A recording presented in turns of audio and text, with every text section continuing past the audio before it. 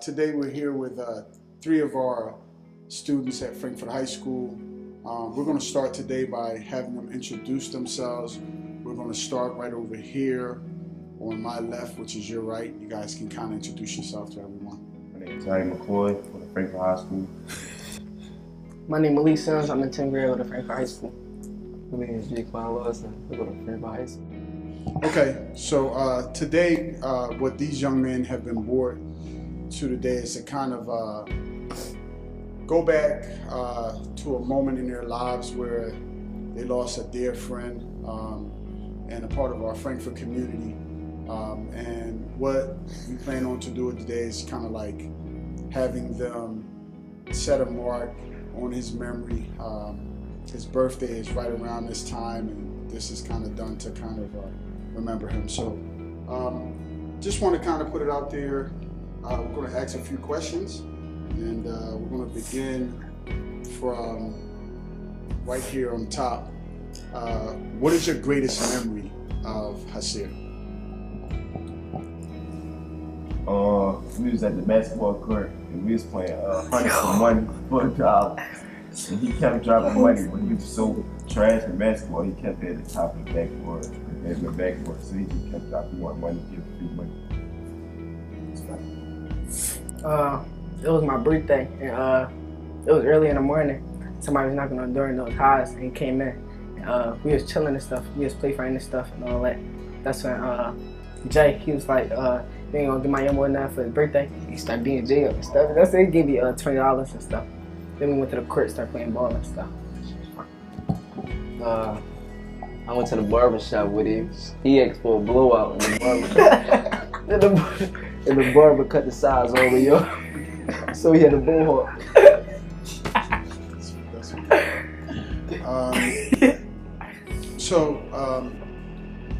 Zion, on the day that you actually heard what happened to Hasir, what was your reaction to hearing that? It felt unreal because we still young and he didn't really get to live his life. It really felt, I never knew that call was made because the day before that we was talking about it. And I thought his phone was just off because he wasn't answering the phone. And then I got that call and he died. I just kept crying.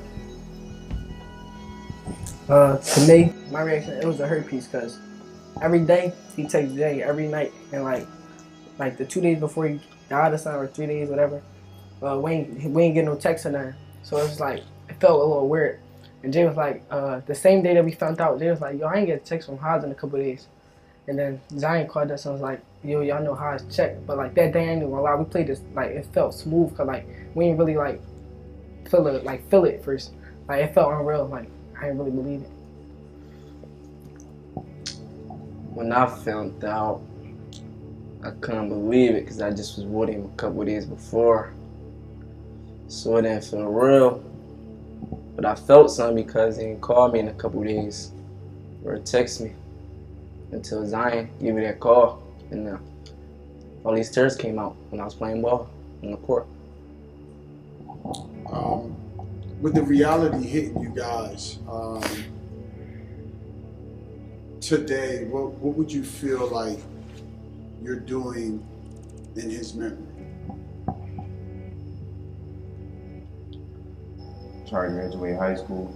He always told me all he wanted to do was graduate high school. He wasn't really never good at sports, so he only knew 1 or 2 ways. He was trying to just graduate high school. So Me, only thing I could really remember to remember him, he told me to always just be different, stay out the way. That's what I could say about Haas. He was different. He didn't really follow everybody. He told me just play ball. Don't go down that road. It's not for me. Just play ball. Okay. Just as a final question to you guys, tell me one thing you would say to Hasir that you feel could have saved them and had him here today. If you could, like, say one thing to him that you feel could have saved him, what would you say? You start with you, I would have said, make the right choice for real. Cause in that situation, if he would have like, I don't even know, but like he could have just thought about what he was doing before he actually did it. Think about your actions. I would say if he was hanging out with us, it would have never happened. He would stick around more with us. He was moving so fast. And you probably sit there and think about his future. So I want to thank you guys for giving this this interview. I know it's not the most fun thing to be in an interview right now about somebody who you lost, but we will use this to show other young people from Frankford High School, young men and women, that there is a reality to death, and after things happen, they can definitely make it through. Thank you. I appreciate you guys. Hanif Lane. Hanif, I'm just going to ask you a few questions about Hasir. The first question is how or what do you remember one of your fondest memories about Hasir? It's like we had a lot of memories. Like, been my best friend since like 6th grade. One of the like fondest memories I can think of right now was one time, it was like 9th, 8th grade. And we was in a barbershop, and like in the middle of the cut, he had like fell asleep, like fell dead asleep. And then he jumped up because the barber said he had a ball. Oh, that's pretty cool. So when you found out what happened to Hasir, how did that affect you, or how did you feel when you found out? Like when I first found out, I was in disbelief for real, cause it's like out of all people, like that ain't happened to him. Like, you feel me? It wasn't like I was still in disbelief. Like I ain't feel real at the moment. It's been now almost a year. Yeah, 11 months. We tragically lost Hasir. Would you say today the reality that's set in now, like how does it feel today different from last year? Like from today, it's like taught me a lot of lessons. It's like made me be a man faster, you feel me? Like it's a lot of stuff, like a lot of hardships I went through at a young age. At that time I was like 15. I'm 16 now. It's like a lot of stuff I had to go through at that time. So it made you grow up a little faster? Yeah, way faster. So my last question is, tell me something that you feel you could have said to Hasir on that day that may have changed that day. What happened? Something I could have said, like, I could have said, like, watch your surroundings, like, watch the people you be around. Hi, my name is Samaya Shiverton. Samaya Shiverton today will be giving us just a little background on her brother Messiah, who we tragically lost.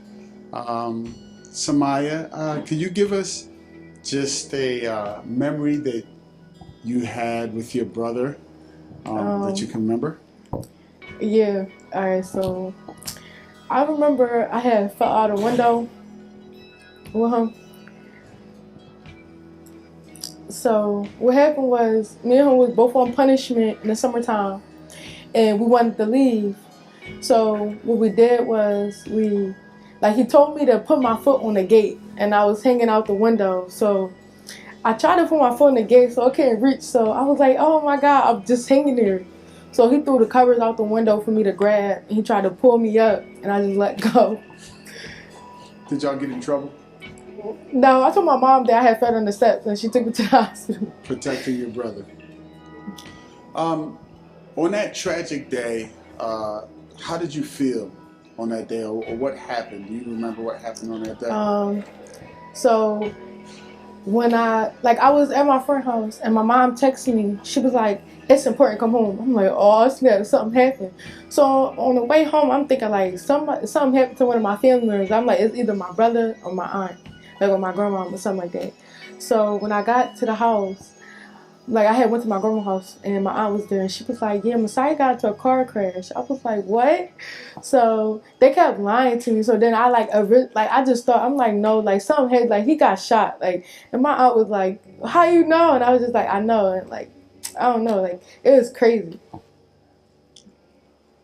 So, if you could go, like in a time machine, Right. back and just say a word to him or give him a bit of advice to get him out of that tragic moment, what do you feel you could have said to him or even did to get him out of that moment? Um, I could have told him like